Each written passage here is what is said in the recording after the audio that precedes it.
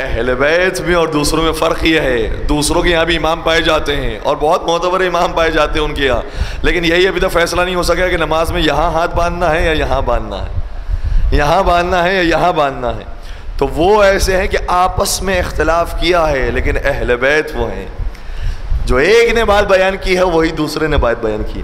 اور چھٹے سرکار کا باقاعدہ یہ حدیث کا جملہ یہ ہے، فرماتے کہ حدیثی حدیث ابی و حدیث ابی حدیث جدی و حدیث جدی حدیث الحسین و حدیث الحسین حدیث الحسن و حدیث الحسن حدیث علی و حدیث العلی حدیث الرسول و حدیث الرسول حدیث اللہ عز وجل۔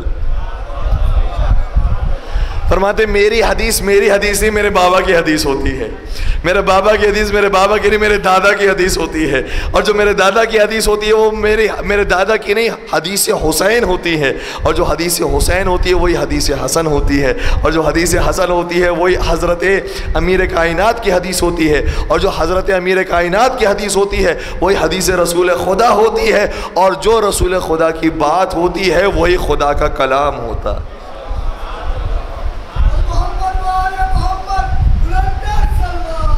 اللہ انہوں نے کبھی آپس میں کوئی اختلاف نہیں کیا۔ آگے شاہ فرماتے میرے مولا وَهُمْ دَائِمُ الْإِسْلَامِ وَوَلَائِجُ الْاِعْتِسَامِ، اور اہل بیت کے صدقے میں اسلام کی ستونیں باقی ہیں۔ اہل بیت نہ ہو تو اسلام منہدم ہو جائے، ستون گر جائے۔ آپ نے ایک حدیث سنی ہوگی، الصلاۃ عمود الدین، نماز دین کا ستون ہے، ٹھیک ہے؟ تو نماز دین کا ستون ہے، یہاں تو مولا فرما رہے ہیں کہ اہل بیت دین کا ستون ہے۔ تو نماز دین کا ستون ہے یا اہل بیت دین کا ستون ہے؟ کون سی حدیث صحیح ہے؟ ابھی تو فرمایا تھا کہ ان میں آپس میں اختلاف نہیں ہوتا، پھر اس اختلاف کو حل کون کرے گا؟ اختلاف کو حل کیا تو ہمارے امام جعفر صادق علیہ السلام نے حل فرمایا۔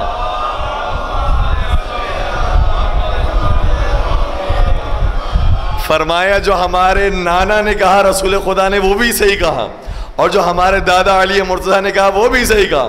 میں مفہوم حدیث پیش کر رہا ہوں، دونوں بزرگان نے صحیح کہا ہے۔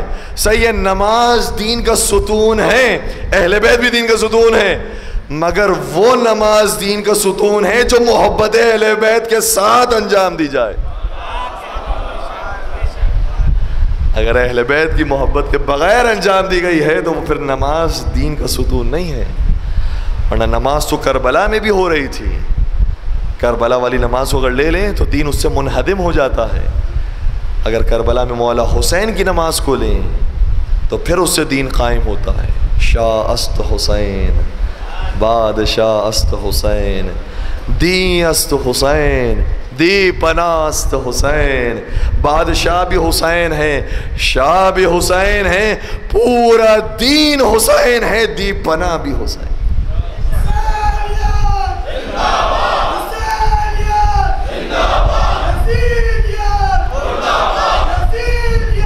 مرد آباد بے شمار بے شمار۔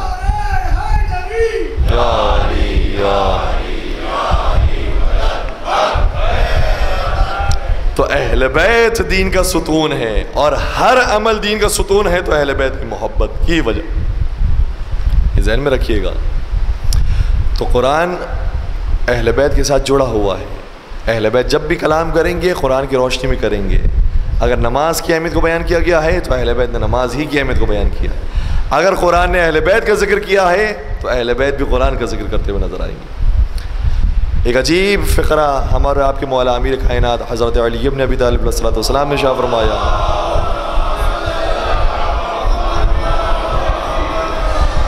فرماتے ہیں وَاعْلَمُوا أَنَّ هَذَا الْقُرْآنَ هُوَ النَّاصِحُ الَّذِي لَا يَغُشُّ وَالْهَادِي الَّذِي لَا يُضِلُّ وَالْمُحَدِّثُ الَّذِي لَا يَكْذِبُ۔ فرماتے ہیں جان لو کہ قرآن ایک ایسی کتاب ہے جب تمہاری اصلاح کرتی ہے تو کسی فریب سے کام نہیں لیتی۔ ورنہ بہت سی کتابیں ہیں جو اصلاح کے لیے لکھی گئی ہیں، لیکن اس میں کبھی زیادہ روی ہو جاتی ہے، کبھی وہ افراد کرتے ہیں، کبھی وہ تفرید کرتے ہیں۔ بہت ساری کتابیں لکھی گئی ہیں، کوئی کتاب ایسی نہیں ہے کہ جو کہا جا سکے کہ 100% صحیح ہو سوائے قرآن کریم کے. بڑی سے بڑی کتاب لے کر آ جائیے. اور بہت ساری دفعہ تو ایسا ہوتا ہے کہ علماء نے جب کتاب لکھی ہوتی ہے اپنی جوانی کے اندر تو بڑھاپے میں جا کر اپنی پرانی کتابوں کی اصلاح کرتے ہیں. جو لکھا تھا ہم نے غلط لکھا تھا. ایک کتاب ہے جس کی کوئی اصلاح نہیں ہوتی, 1400 سال گزر گئے ہیں, اس کی کوئی اصلاح نہیں ہوتی اور ہو بھی نہیں سکتی. کیوں؟ کیونکہ وہ بشر کا لکھا ہوا کلام ہی نہیں ہے, وہ اللہ کا لکھا ہوا کلام. آج سویڈن کے اندر اگر قرآن کی بے حرمتی کی گئی ہے تو ہم ان سے درخواست کریں گے کہ بے حرمتی سے پہلے ذرا قرآن کو تو پڑھو کہ قرآن کہہ کیا رہا ہے. بلا وجہ مسلمانوں کی تعصب میں آ کر قرآن کی بے حرمتی نہ کرو. تمہیں یہ زیب نہیں دیتا, تمہاری شان اس سے گر جاتی ہے. ہم تمہیں جیسا سمجھ رہے ہوتے ہیں, ہمیں پتہ چلتا ہے کہ تمہاری یہ اوقات ہے. آؤ ذبا ہمارے شہروں میں آؤ تو ہم تمہیں اپنی لائبریری دکھائیں گے. ہماری لائبریریوں کے اندر صرف قرآن موجود نہیں ہے, تورات بھی موجود ہے, انجیل بھی موجود ہے. اور صرف تورات اور انجیل نہیں بلکہ صحیح بخاری بھی موجود ہے, صحیح مسلم بھی موجود ہے. اتنی وسعت ظرفی تو ہمارے اندر ہے. تمہارے اندر کیا ہو گیا کہ وسعت ظرفی ختم ہو گئی.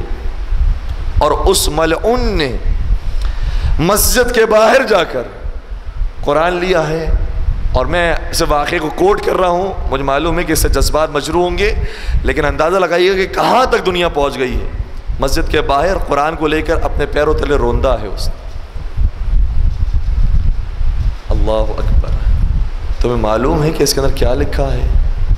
جس دین پر تم ہو اور جس عیسیٰ علیہ السلام کو تم مانتے ہو, تمہیں معلوم ہے کہ اسی عیسیٰ کا نام اس قرآن میں 25 مرتبہ آیا ہے. پیغمبر کا نام اس قرآن میں 4 مرتبہ ہے, لیکن تمہارے نبی کا نام اس قرآن میں 25 مرتبہ آیا ہے. ذرا پڑھو تو صحیح اس قرآن کو. ہماری کتاب قرآن ہے, لیکن ہماری کتاب قرآن کے اندر انجیل کا جب ذکر آتا ہے تو یہ قرآن شاہ فرماتا ہے وَآتَيْنَاهُ الْإِنجِيلَ فِيهِ هُدًى وَنُورٌ. ہم نے عیسیٰ کو انجیل عطا کی جس انجیل کے اندر نور بھی ہے اور ہدایت بھی ہے. انجیل کی اتنی تعریف کی ہے. اللہ اکبر.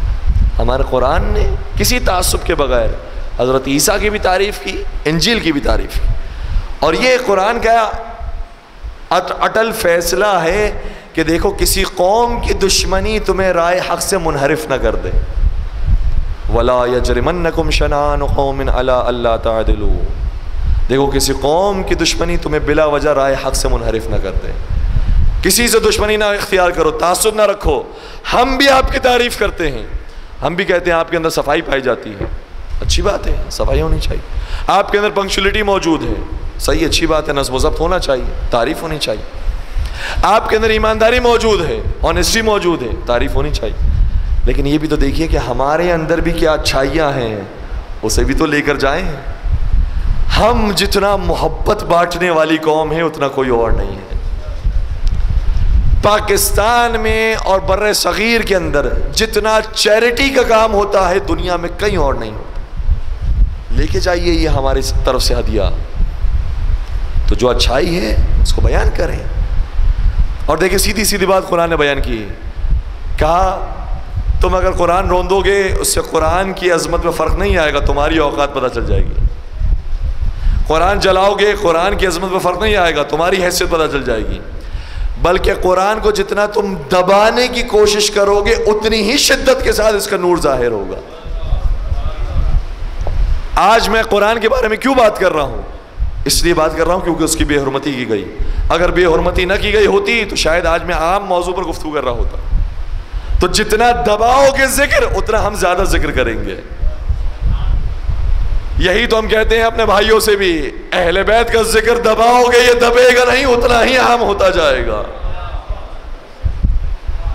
جتنا تم مجلسوں کو روکنے کی کوشش کرو گے, عزاداری کو روکنے کی کوشش کرو گے, نیازوں کو روکنے کی کوشش کرو گے, سبیلوں کو بند کروانے کی کوشش کرو گے, ذاکروں پر جھوٹی FIR کٹواؤ گے, عزاخانوں پر جھوٹی FIR کرو گے, یہ ذکر بند نہیں ہوگا, مزید اس کے اندر اضافہ ہی ہوتا چلا جائے گا.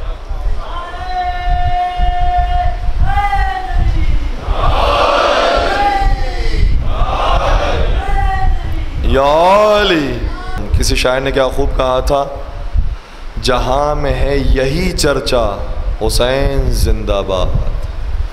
ہائے ہائے جہاں میں ہے یہی چرچا حسین زندہ باد، ذرے ذرے پہ ہے لکھا حسین زندہ باد۔